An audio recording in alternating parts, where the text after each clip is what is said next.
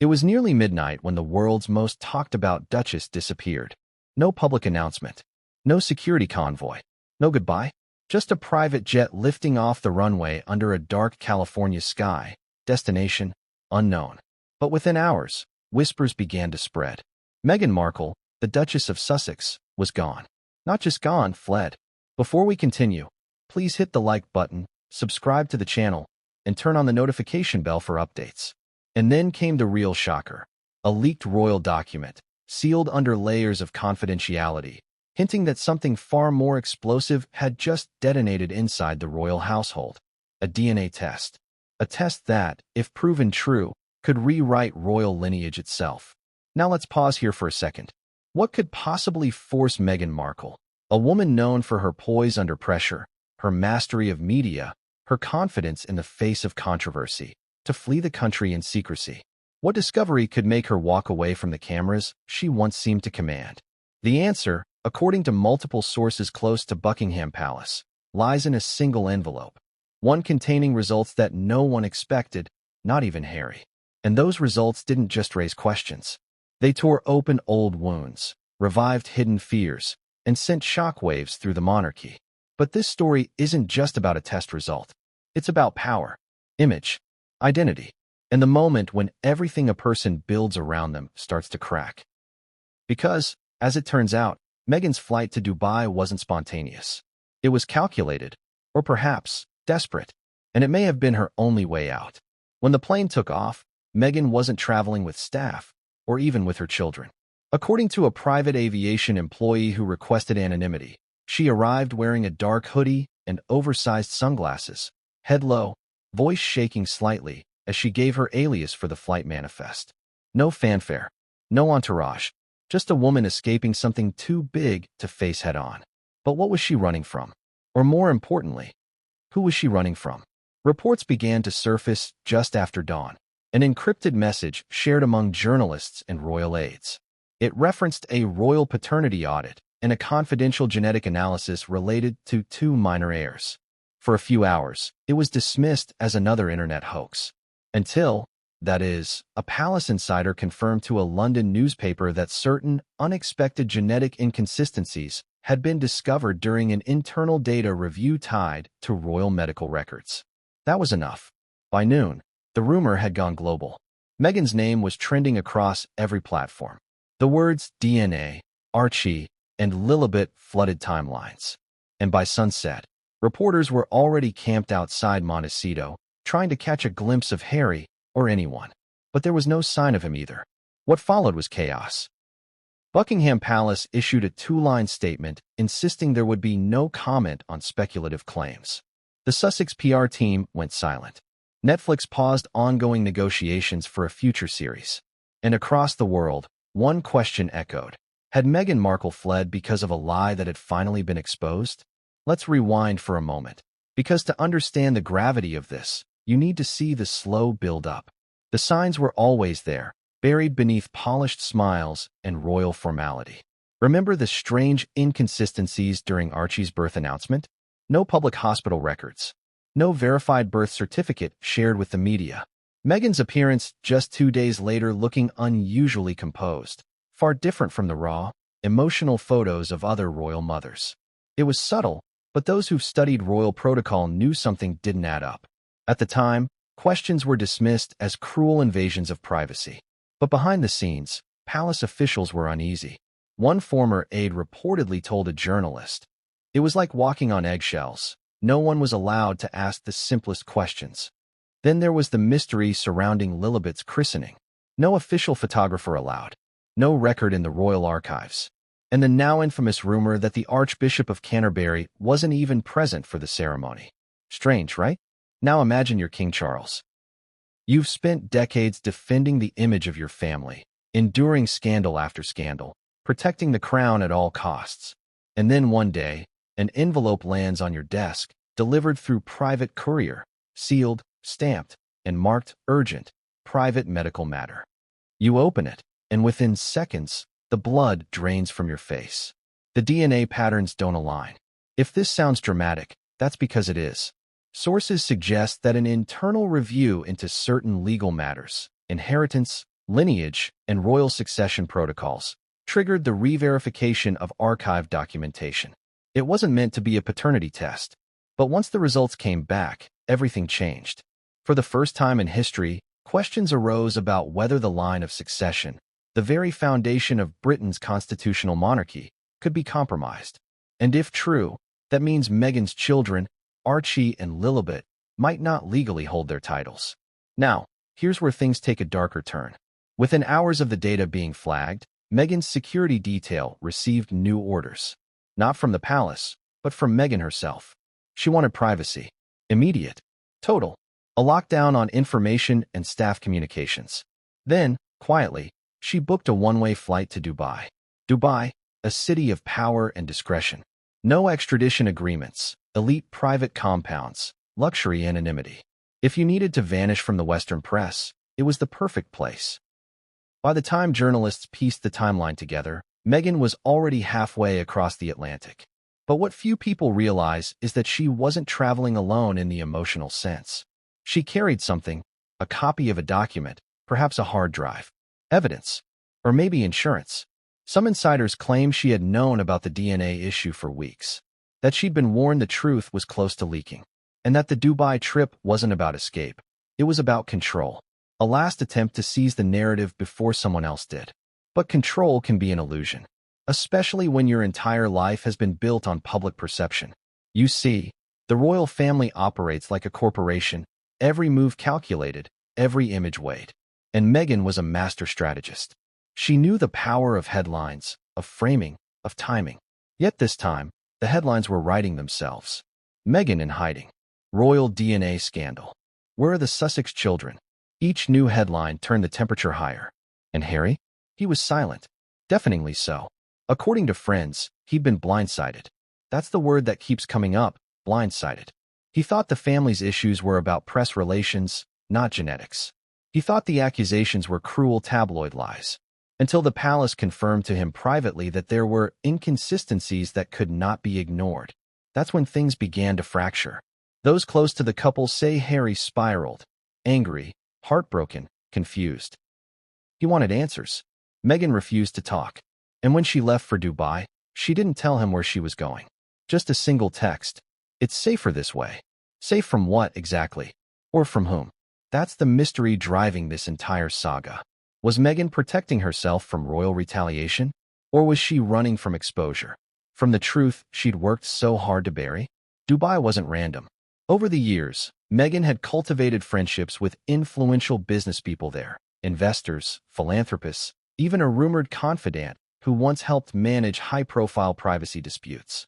She'd called Dubai her second home during her suit's years. And now, it had become her refuge. But there's one piece of information few have noticed. A small but telling detail from aviation records. The flight that carried Meghan was paid for by an entity not directly linked to her or Harry. A trust fund based in the Cayman Islands. That's right, a third party. Which begs the question, who's really funding her disappearance? Because here's the thing. Dubai isn't just a getaway spot. It's a sanctuary for the ultra-connected. If you have secrets, it's where you go to negotiate them, quietly, safely, far from prying eyes. And yet, Meghan's disappearance did the opposite of what she wanted. It drew even more attention. Reporters began digging deeper, tracing money, calling former staff, reanalyzing past footage. Tiny inconsistencies began emerging. Facial expressions, tone shifts, cryptic quotes from old interviews. "Our family is complete," Meghan once said with a smile. "Though not everyone knows how we got here." At the time, it sounded poetic. Now it sounds chilling. And then came the image, a blurry photo captured by a hotel guest in downtown Dubai. A woman in sunglasses, flanked by two men, entering a side door of a luxury residence known for hosting controversial guests. The timestamp matched Meghan's arrival window. Within minutes, the photo went viral. Her PR team stayed silent, but silence can speak louder than any statement. Back in London, King Charles reportedly convened an emergency meeting. Not about press strategy, but about succession. Legal teams were consulted. Archives reviewed. It was as if the palace was preparing for the unthinkable, an official reclassification of lineage. And if that happened, it wouldn't just shake the family. It would shake the Commonwealth itself. Now, think about that for a moment. The monarchy is built on bloodline, on heritage, on unbroken descent. If that chain is compromised, even slightly, everything changes. Titles, privileges, inheritance rights. The very legitimacy of royal continuity. For decades, people have questioned whether the monarchy still matters in the modern world. But scandals like this don't just test its relevance. They test its survival. As the hours turned into days, Meghan remained out of sight. No posts, no sightings, just silence. The kind that only comes before a storm. Insiders described frantic communication between royal lawyers and international advisors. One even mentioned DNA suppression orders, efforts to prevent further leaks. Meanwhile, Harry stayed in California, reportedly devastated. He believed Meghan when she told him everything was fine, that the rumors were toxic lies. But when he asked for proof, when he wanted to see the report himself, she was gone. And that's where the story truly begins to unravel. Because somewhere in Dubai, behind closed doors, Meghan wasn't just hiding. She was planning. She knew the media storm would catch up. The question was, would she confront it or weaponize it? Her entire career has been about controlling narratives. The interview with Oprah, the Netflix docuseries, the carefully curated leaks. Each moment, perfectly timed to sway public sympathy.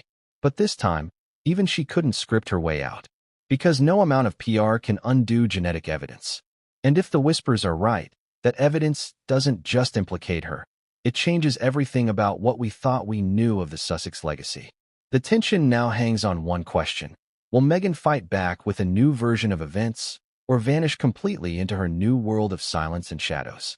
One thing's for sure, the truth is out there, waiting.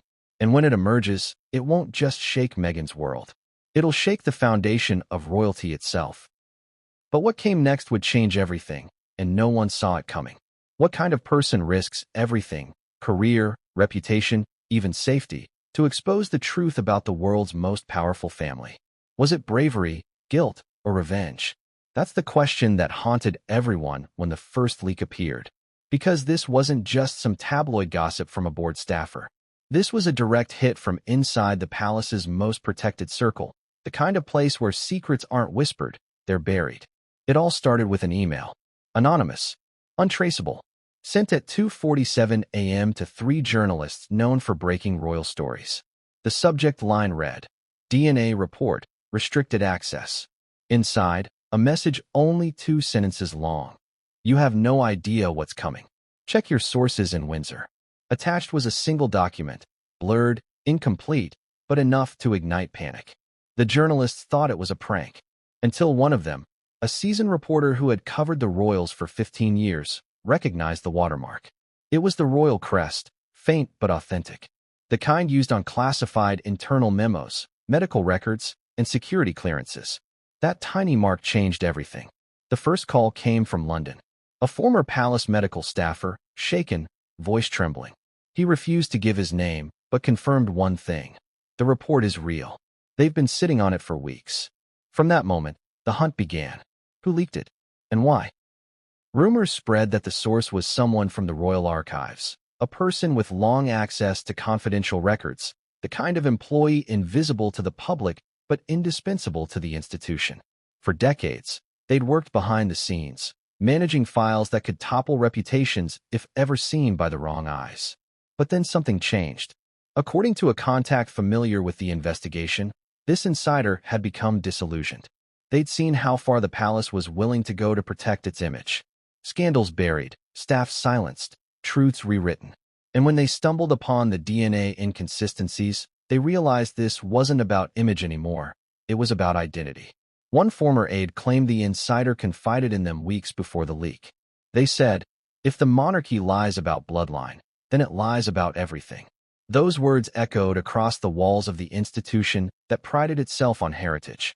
Heritage, after all, is the foundation of the crown. Take that away, and what's left? Just titles, money, and centuries of illusion. The palace knew it had a problem. They traced logins, reviewed security footage, interrogated staff. But the insider was careful. They had encrypted communications, burner devices, and a plan. They didn't want fame, they wanted exposure. One of the journalists who received the leak later said, It wasn't a data dump. It was a message. They wanted to force the palace to tell the truth before the story told itself. And that's exactly what happened. Within hours of the leak, internal panic spread. Officials were told to keep quiet, delete drafts, and deny everything. But behind closed doors, meetings turned into confrontations. Senior figures demanded answers. How could this happen? Who had access to the files? Who could have known about the inconsistencies in the first place? Then came a revelation that stunned even the investigators. The DNA test hadn't been ordered by the palace at all. It had been triggered by an outside review connected to inheritance documentation. A bureaucratic error. A misfiled record. Something so mundane it should have been buried in paperwork forever. Until someone noticed. Someone who cared too much to look away. The insider reportedly watched as the test results were logged, compared, and quietly flagged. There was confusion first, then silence, then orders to seal the file. Within days, the data disappeared from the system. But not before a copy was made. A copy that would later shake the world. What drives a person to become a whistleblower? Maybe it's conscience. Maybe it's desperation. Maybe it's a lifetime of watching powerful people escape accountability. For this insider, it was personal. In an unverified letter sent to a British newspaper days after the leak, the anonymous source wrote, "I loved this institution once. I believed in it. But the lies became unbearable. The truth is not treason." That line, "The truth is not treason," became a rallying cry online. It appeared on hashtags, protest signs, even t-shirts. The public wanted to know what was the truth, and who was brave enough to expose it. But bravery has a cost. Within a week of the leak, palace security expanded background checks. Several longtime employees were dismissed quietly. No explanations given, just silence. The insider was out there somewhere, but their world was closing in. Meanwhile, journalists began piecing together details from the partial report. The data wasn't complete. No names, no numbers, just code references, sample markers, and a date. But that date was enough. It matched the timeline of a recent internal audit conducted around Archie and Lilibet's lineage registration. That was when speculation turned into belief. Public opinion split overnight. Some said the insider fabricated everything. Others claimed this was the most credible royal leak since Diana's private tapes. But for those who had watched Meghan and Harry's carefully managed image unravel over the years, the story felt inevitable. Every scandal leaves breadcrumbs. The insider had followed them. They reportedly worked late nights in the archives, reviewing files linked to hereditary claims. It was during this audit that something odd appeared: mismatched sample codes, entries without signatures, medical tests without corresponding consent forms. Routine checks became an obsession, and the more they dug, the worse it got. Sources familiar with royal record protocols said such inconsistencies are nearly impossible unless intentional. Someone, somewhere, had tampered with data. But why? To hide something? Or to protect someone? The insider reached out to a friend in the medical field, a geneticist once contracted for royal research. When they compared certain archival data points, the conclusion was clear: the records didn't match the official lineage files. Imagine the weight of that discovery. You're a loyal employee of an ancient institution. You've spent your life preserving its legacy. And now you realize you've stumbled upon evidence that could erase it. That's when the first encrypted messages began. Back-and-forth exchanges between the insider and a trusted contact in the media. At first, they hesitated. Then they sent the first document. From that point, there was no going back. The moment the leak hit the press, the palace activated its crisis team. Private security firms were brought in. Devices were scanned. Staff were interrogated. The Queen's archives, long considered untouchable, were sealed temporarily. The insider had forced the institution to turn on itself. One of the most haunting accounts came from a palace cleaner who reportedly overheard two advisors arguing late at night. One said, "If this comes out, it's not just Meghan who's finished. It's all of us." Meanwhile, the insider vanished. No trace. No digital footprint. Their identity remains unknown to this day. But whispers persist that they're still out there, watching the story unfold, waiting for the right moment to reveal more. What's even more disturbing is that the insider may not have acted alone. Some believe there was a small network, disillusioned staffers who coordinated the leak. That theory gained traction when multiple documents from different departments began surfacing, not just medical files, but correspondence, receipts, even communications logs. This wasn't chaos. It was choreography, a deliberate, strategic exposure designed to peel back the royal image layer by layer. And it worked. The palace's response was erratic. First denial, then silence, then internal investigation. But each step only fueled suspicion. Every no comment was interpreted as confirmation.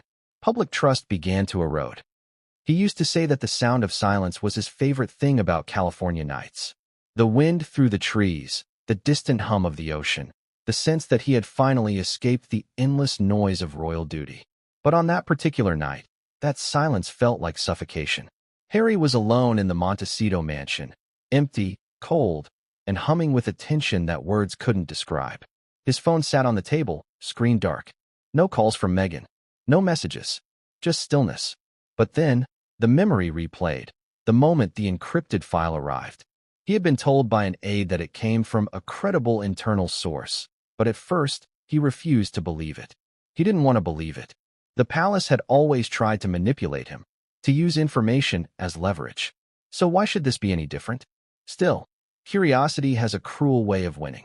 He opened the file. What he saw wasn't what he expected. No clear accusations, no grand reveal. Just a set of numbers, medical codes, genetic markers, sample references. It looked clinical, meaningless, until he saw the labels, Subject A, Subject B, Control, HRH. Harry knew enough to understand what he was looking at. This wasn't gossip. This was data. He scrolled, eyes narrowing, heartbeat thudding in his ears. Then, in a small section of text, he saw the phrase that made his stomach drop: statistical non-alignment with declared paternal source. He froze. Declared paternal source. He read it again. The same words. Cold. Mechanical. Final. That was the moment the doubt began to grow, like a crack in glass that spreads no matter how tightly you try to hold it together. Could it be wrong? Could it be fake? He wanted to believe so. But deep down, a small, quiet voice whispered otherwise. Because for years, there had been little things. Strange moments that never made sense. Like the time Meghan refused to let anyone else handle the hospital paperwork after Archie's birth. The press had assumed it was about privacy. But the way she'd snapped, the urgency in her voice, the panic, it wasn't about privacy. It was about control.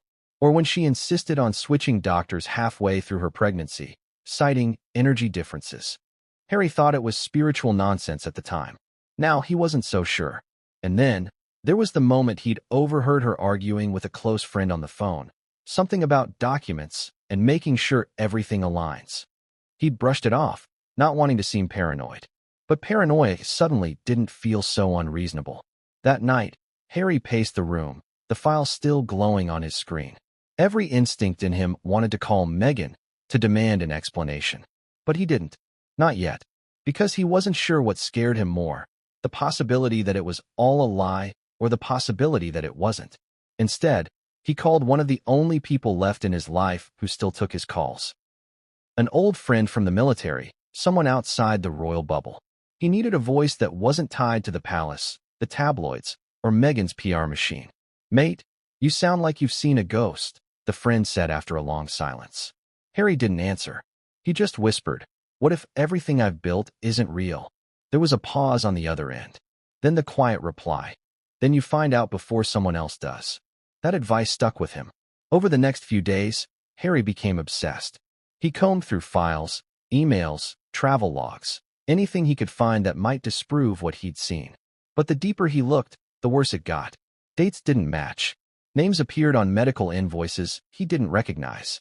There were bills for private facilities and locations he never knew Meghan had visited. And then came the message that shattered what little denial he had left. A former aide, someone Harry had trusted since his army days, reached out through an encrypted channel. "It's true," the message said. "I can't say more. But it's not what you think. Not what you think." The phrase haunted him. What did that even mean? Was it an affair? A surrogacy? A switch? Or something darker? Harry began to replay every conversation, every glance, every strange silence between him and Meghan. He remembered how she'd become unusually defensive whenever he mentioned lineage, heritage, or family resemblance. Once, he joked that Archie looked more like one of her old college friends. Meghan's reaction had been instant and cold. "That's not funny," she'd said. "Don't ever say that again." It had seemed harmless at the time. Now, it echoed like a warning. He thought about the night before the Oprah interview, how tense she'd been, pacing back and forth, rehearsing answers. He had asked her what was wrong. "It's not what you think," she'd said again. The same words. The same calm, distant tone. Now those words sounded like confession disguised as composure. In the following weeks, Harry tried to focus on his work, charity calls, public appearances, video conferences. But behind every smile was a storm. He started noticing how Meghan avoided direct questions from reporters about the children. When asked simple things like their schooling or milestones, her answers were vague, often changing. Even staff had started whispering. Nannies came and went quickly. One, a woman named Maria, had resigned suddenly after just a week. When asked why, she only said, "I'm not comfortable with how things are handled here." Harry didn't press her at the time. Now he wished he had. The pressure mounted. Harry's friends could see it in his eyes. The once confident prince had become withdrawn, distracted. When he spoke, his words trailed off mid-sentence. When he smiled, it didn't reach his eyes. He started drinking more. Not recklessly, just enough to quiet the noise in his head. And Meghan noticed. But instead of confronting him, she distanced herself further. She started taking more private meetings, more trips. She became unavailable for conversations that mattered. Harry's therapist, the one he'd been seeing since their move to the U.S., noticed the change. "You sound like a man afraid of what he already knows," she told him. He didn't argue, because she was right. Then, one night, while searching through archived family correspondence, Harry found something that made his hands shake. It was an email chain between palace legal staff dated months before Archie's birth. One line read, "Confirm paternity verification process complete. Subject HRH verified only by proxy sample." Proxy sample. He stared at those two words for nearly a minute. Then he slammed his laptop shut. He didn't sleep that night. By morning, the tension between him and Meghan had become impossible to ignore. She asked if something was wrong. He told her no, but his eyes betrayed him.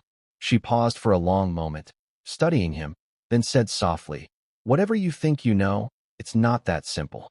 There it was again, the same phrase, circling back like a curse.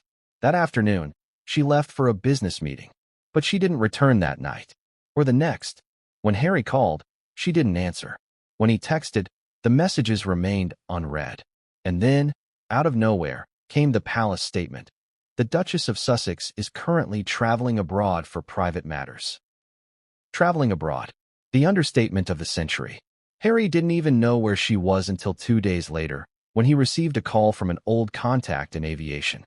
"She's gone, mate," the voice said. "Private jet, no return booking. Dubai. Dubai." He felt his knees give out. Not because of fear, but because of the confirmation that she had planned this. She had known the truth was coming and had left before it reached her doorstep. Harry sat there for hours, staring at nothing, the California sun setting outside his window. He didn't call anyone. He didn't move. He just replayed every moment in his mind, trying to find the exact point when reality had shifted. At some point, you start to wonder, are you a victim, or were you a participant without realizing it? That question haunted him. And yet, even as the evidence piled up, even as the world turned on Meghan, part of him still wanted to believe her.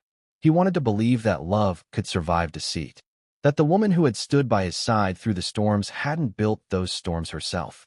But then came the final blow. Late one night, Harry received another message from the same anonymous contact who had sent him the DNA file. This one was just 3 words long. "Check your daughter." He froze. Was that a threat? A warning? A clue? He didn't know.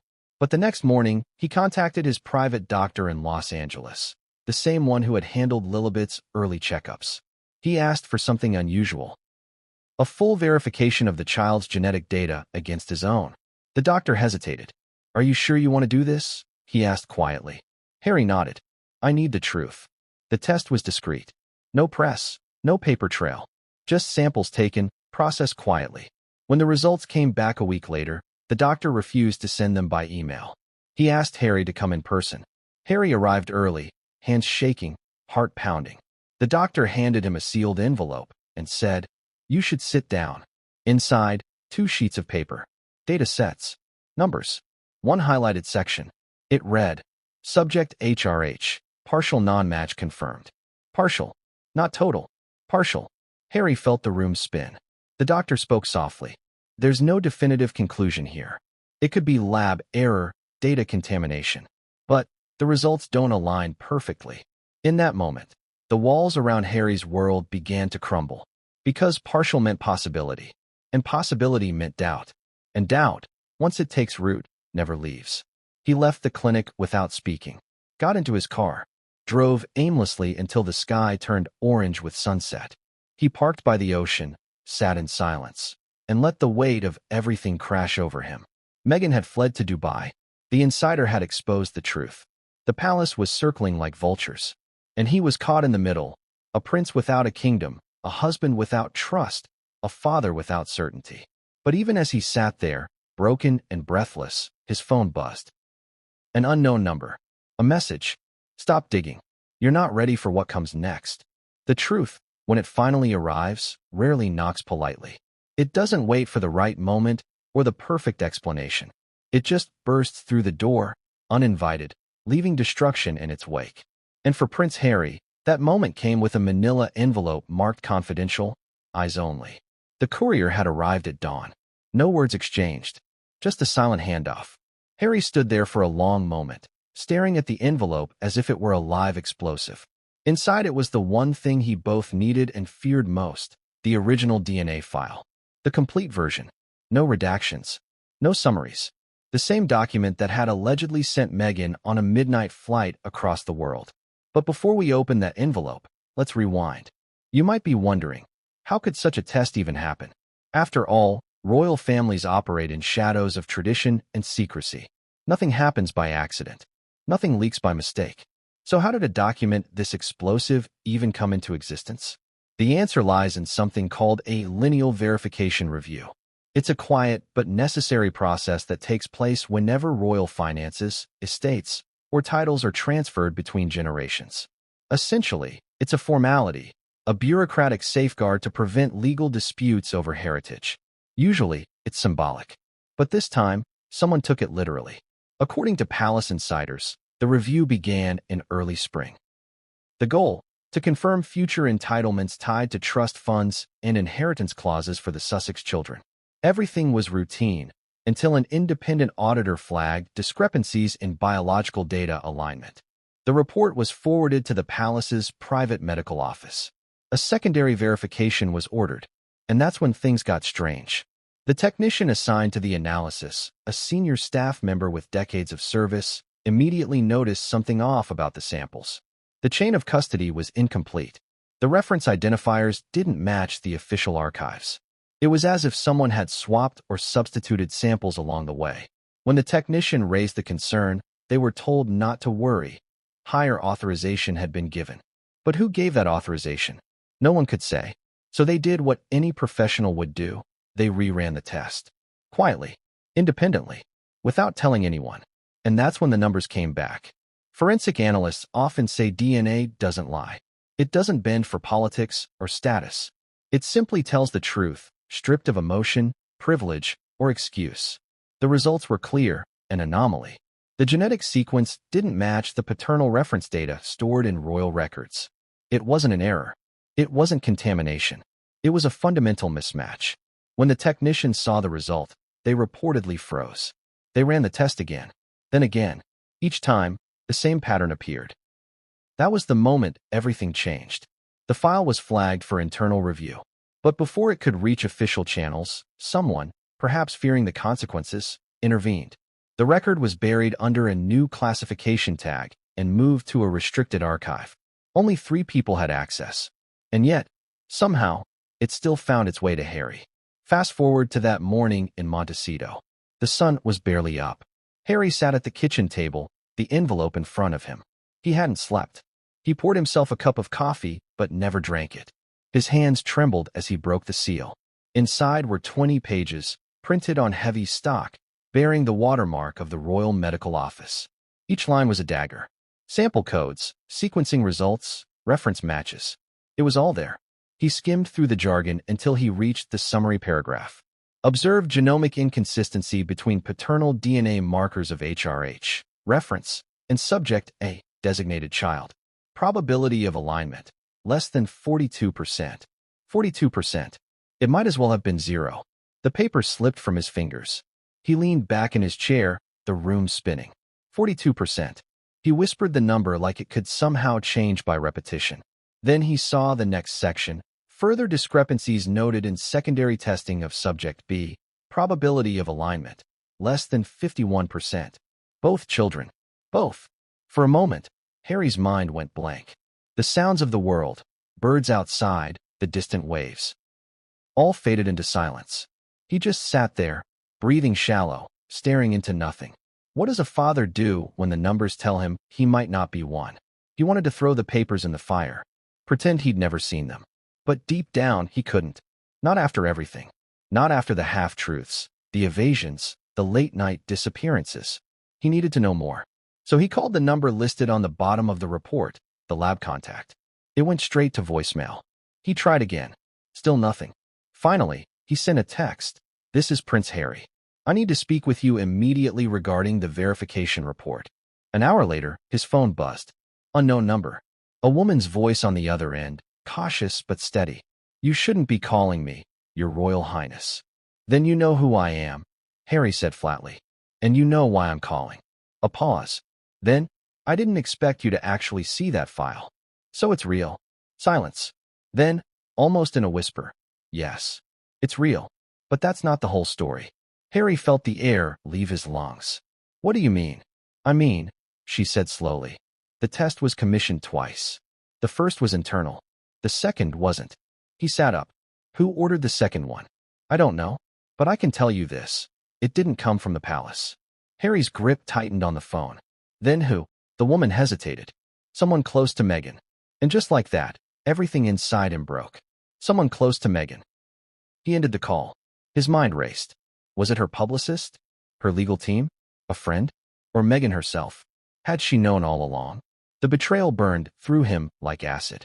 Not just because of what it implied, but because it explained too much. The secrecy, the evasiveness, the sudden trip to Dubai. Maybe she wasn't running from him. Maybe she was running from what she'd done. Over the next several hours, Harry reread the report a dozen times. He tried to find loopholes, inconsistencies, anything that could explain the mismatch. But the science was clear. The probabilities weren't ambiguous. They were damning. Still, he refused to make assumptions. He needed undeniable proof. So he reached out to one of the world's top private genetics consultants, an old contact from his Invictus Games network. The man owed him a favor. Within 48 hours, a discreet retesting plan was in place. Samples were collected again, directly from Harry and items belonging to the children. No intermediaries. No palace staff. The consultant assured him, this will settle it once and for all. For a brief moment, Harry allowed himself hope. Maybe it was all a mistake. Maybe the lab had mixed things up. Maybe he could call Meghan, tell her everything, and laugh about how paranoid he'd been. But deep down, he already knew. When the consultant called back days later, his tone said it all. I don't know how to tell you this, he began. But the new data aligns with the previous findings. The probability numbers are nearly identical. Harry closed his eyes. There's one more thing, the consultant continued. The maternal data doesn't match perfectly either. There's evidence of external donor material. For a moment, Harry thought he misheard. Donor material? Yes. Artificial intervention. The records you provided don't indicate a natural conception. Harry's voice cracked. So what are you saying? I'm saying, the consultant replied carefully, that based on what we see, both children were likely conceived through surrogate or donor involvement, and not through direct biological lineage as publicly stated. Harry didn't respond. He couldn't. He just hung up and stared at the phone, numb. Every memory, the birth announcements, the christening photos, the interviews, replayed in his mind like scenes from a movie that suddenly made no sense. All the secrecy, the missing records, the inconsistencies, it all fit now. He had been living inside a story written for him, and he didn't even know who the author was. As night fell, Harry wandered into Archie's room. The toys, the framed photos, the tiny handprints on the wall. Everything felt heavier than air. He sat on the floor, holding one of Archie's stuffed animals, whispering to himself, "You're still my son, no matter what the papers say." But even as he said it, the words hurt. Because love might be unconditional, but truth never is. That night, Harry made one final call. To a palace contact he hadn't spoken to in years. "You were right," he said quietly. "Right about what?" the man asked. "About her," Harry replied. "About everything." There was a long silence. Then the voice said, "If you're ready to know what really happened, meet me tomorrow. But come alone." Harry hesitated. "What are you talking about?" The man exhaled. "I've seen the other version of the report. The one she didn't want you to see." Harry's pulse quickened. "The other version?" "Yes," the voice said. "And it doesn't just question the children. It changes everything about who's been controlling this narrative from the start." Harry looked out the window toward the Pacific horizon, waves crashing against the rocks, the sun dipping into the sea. He felt like he was standing on the edge of something vast and irreversible. He didn't know what waited for him the next day. But he knew one thing for certain. The DNA test hadn't just changed everything he knew about his family. It had changed everything about who he was. And the next revelation would make even that look small. Because the man waiting for him in that meeting didn't just have documents. He had names. When Meghan's jet touched down on the golden runway of Al Maktoum International Airport, the world still thought she was somewhere in California. The press believed she was resting privately. Her PR team had gone dark, and Harry, thousands of miles away, was staring at an envelope that had ripped his entire life apart. But Meghan wasn't resting. She was moving, calculated, deliberate, and quiet. Dubai was not chosen by chance. It never is. To those who knew Meghan's social circles, the city represented more than luxury. It was a fortress of privacy wrapped in gold. Here, secrets didn't leak, they disappeared. The United Arab Emirates had long been her unofficial refuge, a place where old friends, loyal fixers, and discreet allies lived lives untouched by scandal. The heat hit her face as she stepped off the jet, wrapped in a light scarf and oversized sunglasses. The night was thick and still. Her phone buzzed twice, an encrypted message. She didn't check it. A man in a suit was waiting near the tarmac, holding a sign with her alias, Ms. Reese. He didn't speak English. That was the point. He simply gestured toward a black SUV idling nearby. For the first 20 minutes, they drove in silence. The car slipped off the highway, cutting through desert outskirts before gliding into the city, a skyline of glass and light that seemed to rise from nothing. When they finally stopped, it wasn't at a hotel. It was at a gated villa hidden in the outskirts of Palm Jumeirah, where money could buy more than comfort. It could buy invisibility. Waiting inside was a woman, elegant, sharp, the kind of person who carried power quietly. Her name was Nadine Al-Sari, a philanthropist and former media consultant who had once worked closely with several Western influencers.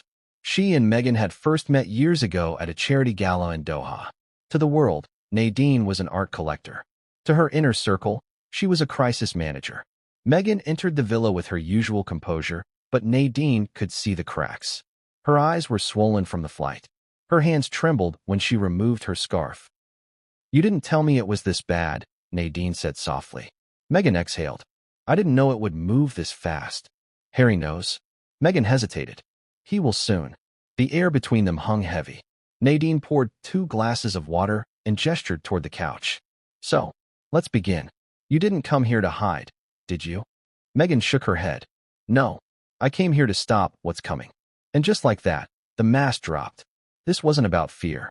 It was about control. The conversation stretched late into the night. Meghan explained everything: the leaked report, the insider, the growing speculation. She spoke of Harry's silence, the media vultures circling, and the palace's likely response. "They'll crucify me," she said. "They'll paint me as the liar, the manipulator, the outsider who infiltrated the bloodline." "And what if they're right?" Nadine asked quietly. Meghan looked up sharply. "They're not." But her voice cracked halfway through the word. Nadine leaned back, studying her. "Then you need proof. Real proof.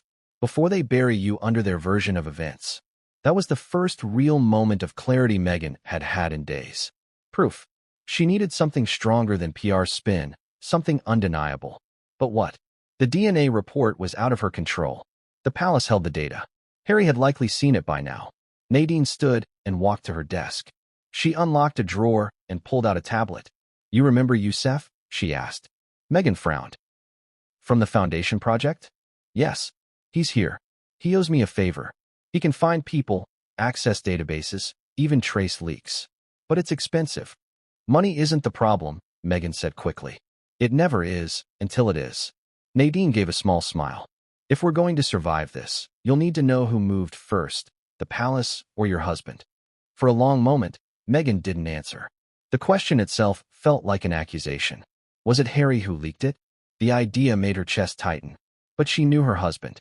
Harry was impulsive, emotional, but not cruel. No, she thought. It wasn't him.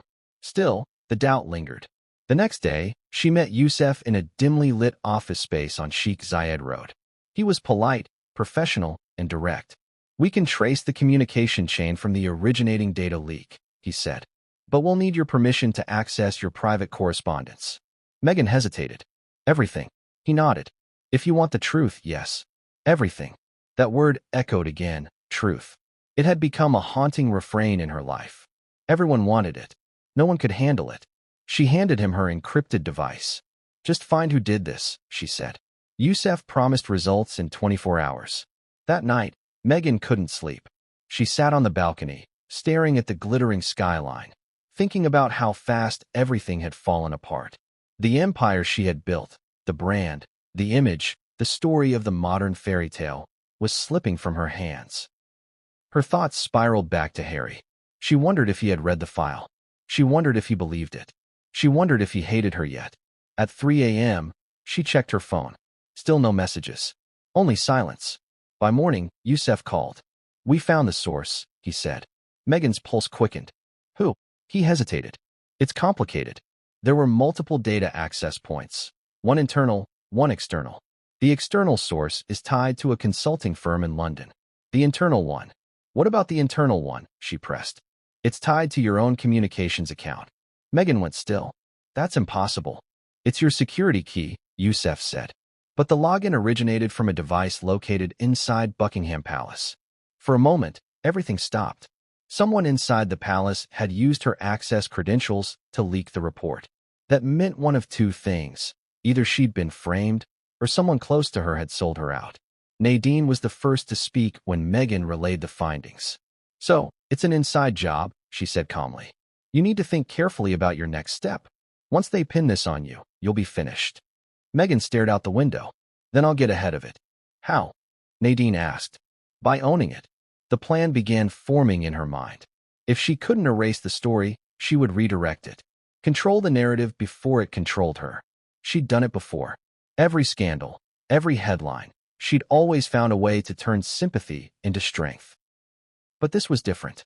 This wasn't about reputation. This was about blood. And blood doesn't forgive.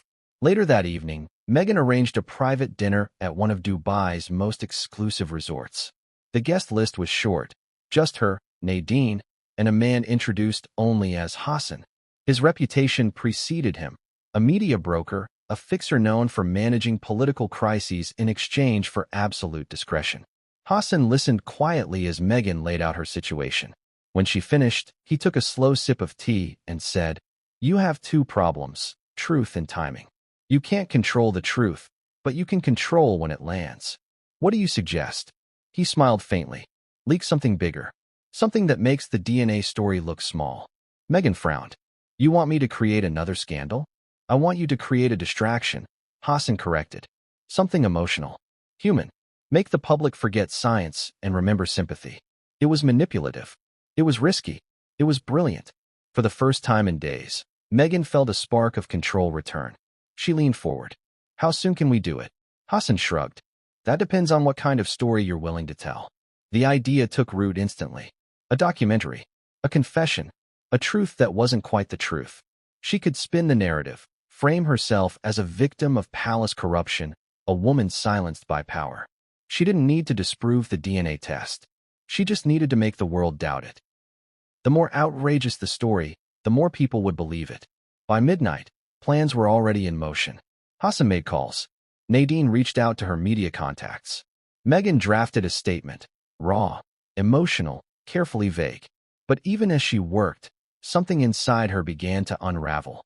She kept thinking about the words Youssef had said, that the internal leak had come through her account. Someone close had betrayed her. But who? Her thoughts went to one person, a member of her inner circle who had always been too curious, too eager to please. A personal assistant she had hired years ago, one she'd quietly let go months before the scandal broke. Someone who still had access to her old credentials. She reached for her phone. Her hand trembled. "Nadine," she said, voice low. "I think I know who did it." "Who?" "Her name's Ella." Nadine didn't react. "Then you'd better hope she's still in Dubai." Meghan's eyes widened. "Why?" "Because if she's not," Nadine said slowly, "then someone else is already cleaning this up, and they're not doing it for you." Meghan went silent. She turned toward the window again. Outside, the city glittered like gold, beautiful, deceptive, and indifferent. Somewhere beneath those lights, alliances were shifting, stories were being rewritten, and truths were being bought. The game had begun again, but this time, Meghan wasn't sure she was the player or the pawn. As Nadine's phone buzzed, she glanced at the screen and frowned. "It's from one of my sources," she said. "They're saying Buckingham is preparing a public statement." Meghan's chest tightened. "About me?" Nadine nodded slowly. "They're calling it a clarification of lineage." Meghan's glass slipped from her hand, shattering on the marble floor. The sound echoed through the room like a verdict. Because if the palace was ready to go public, it meant only one thing. The truth was about to explode. And this time, no amount of spin could save her. The sound of the ocean was distant that night, more like a whisper than a roar. As Meghan stood on the balcony of Nadine's villa, staring out at the black waves that licked the edge of Dubai's glittering coastline. The city pulsed below her, gold, neon, alive. But inside her chest, there was nothing but stillness. The kind of stillness that comes after betrayal, before the next storm. On the table behind her lay the file that had just arrived by courier. She hadn't opened it yet. The man who delivered it didn't say a word, just bowed slightly and vanished into the night. The embossed seal on the folder bore no name. Only an insignia she recognized from her past life. A British crest. Royal property. She turned slowly, her hands trembling slightly as she picked it up. Nadine entered from the adjoining room, holding 2 glasses of wine. "Still haven't opened it?" "I'm not sure I want to," Meghan murmured. "You don't really have that luxury anymore," Nadine replied gently. Meghan exhaled. "You think it's from the palace?" "I think it's from someone inside the palace. Someone who wants you to see what's coming before the world does." For a moment, the air between them hung heavy. Finally, Meghan broke the seal. Inside were pages, dozens of them, stapled neatly and marked internal communication log, confidential distribution. She flipped through the first few lines, her pulse quickening. It was all there. Internal emails between Buckingham Palace staff, references to a verification procedure, dates, and authorizations. And then one line that made her go cold. "Request for secondary test commissioned via external authorization, Duchess of Sussex." Meghan froze. "What is it?" Nadine asked, moving closer. Meghan's voice came out barely a whisper. "They're saying I ordered it." Nadine frowned. "You didn't." Meghan looked at her sharply. "Of course not. Why would I? Why would I order a test that could destroy me?" But the doubt lingered. Nadine sat down. "Then someone made it look like you did." The implication was chilling. Someone inside her own circle had access to her documents, her credentials, her digital footprint. Someone close enough to impersonate her, to frame her as the source of the entire DNA storm. Meghan's hands clenched around the pages. "They're turning it back on me." "Whoever did this," Nadine said softly, "knew exactly where to hit." It was then that Meghan realized what she had refused to see for weeks, that her inner circle was no longer loyal. It was collapsing. One by one, those who had built her empire of influence and sympathy were slipping away, turning cautious, silent, even hostile. She could trace the unraveling back to California. Her former assistant Ella, who had abruptly resigned after being confronted about missing documents. Her PR manager, who stopped answering calls after the Dubai flight. Even her lawyer, once fiercely protective, had begun using the phrase "off the record" a little too often. Now, sitting in this villa halfway across the world, she began to connect the dots. The call leaks. The altered records. The silence from Harry. It all made sense. Someone was feeding both sides. Later that night, Nadine took a call in the other room. Meghan could hear muffled voices, Arabic and English overlapping. When Nadine returned, her face was pale. "That was Youssef," she said. "He's been followed." Meghan's eyes widened. "Followed? By who?" "He doesn't know. But it's not local security. These are professionals. British accents." Meghan stood, her voice rising. "They're here. They're already here." Nadine nodded grimly. It was only a matter of time. She poured another glass of wine, but didn't drink it. "We need to talk about your next move." Meghan stared at her, the anger slowly replacing fear. "No. I've been reacting for too long. It's time they react to me." "Meaning?" Meghan turned toward the window, her silhouette outlined by the city lights. "Meaning I fight fire with fire." The next morning, messages started flying through private channels, between old friends, former colleagues, even journalists she'd once trusted. Meghan was reaching out. But she wasn't pleading for sympathy this time. She was gathering intelligence. Her team, or what was left of it, began splintering. Some wanted to stay loyal. Others wanted out. A few simply wanted to sell their silence. Her stylist in Los Angeles sent a warning. "People are talking." Old emails resurfacing. Contracts too. Her former publicist, who had quit just before the Netflix deal collapsed, messaged her cryptically. "You're being cornered, Meg. They've got things you thought you deleted." Every message felt like a knife. Nadine tried to calm her, but Meghan's patience had snapped. She began firing off orders. "Tell Youssef to trace every single login. Track everyone who's had access to my files in the last 6 months. And find Ella." Nadine hesitated. What if she's working with them? Meghan's voice turned sharp. "Then I'll deal with her myself." For the next 48 hours, Meghan barely slept. Her phone became her weapon. Constant calls, coded messages, lists of names. One by one, she began realizing how isolated she'd become.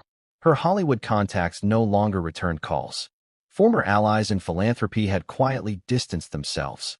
And perhaps worst of all, her once devoted PR strategist, the woman who had built her public survivor image, had been spotted meeting with representatives of the palace communications office. The betrayal cut deep.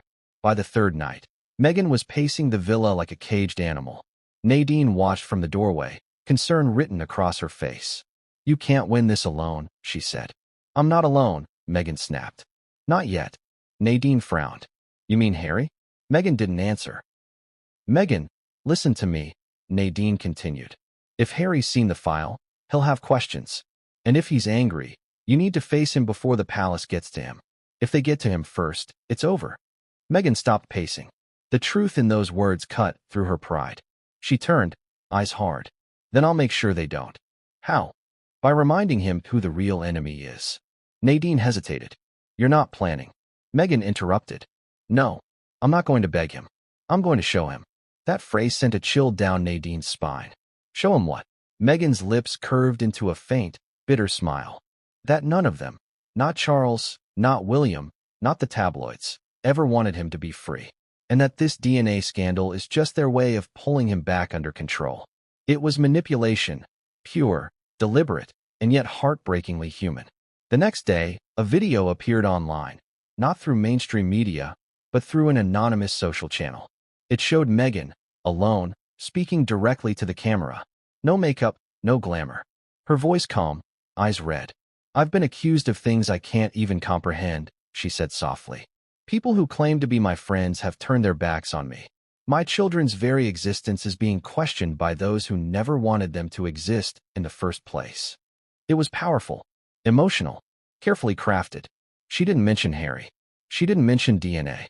But she didn't have to. Every word dripped with implication. The video went viral within hours. Public sympathy flared briefly, then imploded. Because not long after it aired, one of her former aides leaked a set of internal messages showing Meghan instructing her team to control the optics and weaponize empathy. The public turned instantly. One headline summed it up: Meghan's breakdown or manipulation. New leaks raised doubt over Dubai plea. Inside the palace, William reportedly threw the paper onto the table and said, "She's eating herself alive." But inside the villa, it didn't feel that way. It felt like betrayal closing in from all directions. That night, Nadine's phone rang again. She stepped away to answer it, returning moments later with a grave expression. "It's Ella," she said quietly. Meghan stiffened. Where is she? Not where you think. She's in London. And she's cooperating. Meghan blinked. With who? Nadine's silence was the answer. Meghan's voice dropped to a whisper. She's with them. Nadine nodded. And she's naming names. For the first time, Meghan looked truly shaken. She sank into the chair, her mask slipping. She's the one who used my credentials, she said softly. She's the one who leaked the test. And now she's protecting herself, Nadine replied. You need to prepare for what comes next. Meghan stared at the floor. What comes next? Nadine hesitated. The palace won't stop at statements. They're building a case, legally, financially, publicly. You'll be painted as the architect of deception. Meghan's fingers dug into her palms. They can't prove what isn't true. But they can make people believe it, Nadine said. Outside, thunder rolled across the distant horizon. The air smelled like sand and electricity, heavy, waiting. For a long time, neither woman spoke. Then, quietly, Meghan said, if they're going to war with me, I'll give them a war. And in that moment, her eyes, once filled with fear, turned to steel. Because she had one last move left. One card still hidden. And when she played it, even the palace wouldn't be able to contain the fallout. What that move was, Nadine didn't yet know. But she would soon. Because before the night was over, a message would arrive from London. One that would ignite the next, most dangerous phase of the conflict. And this time, it wouldn't be about lies or leaks. It would be about revenge.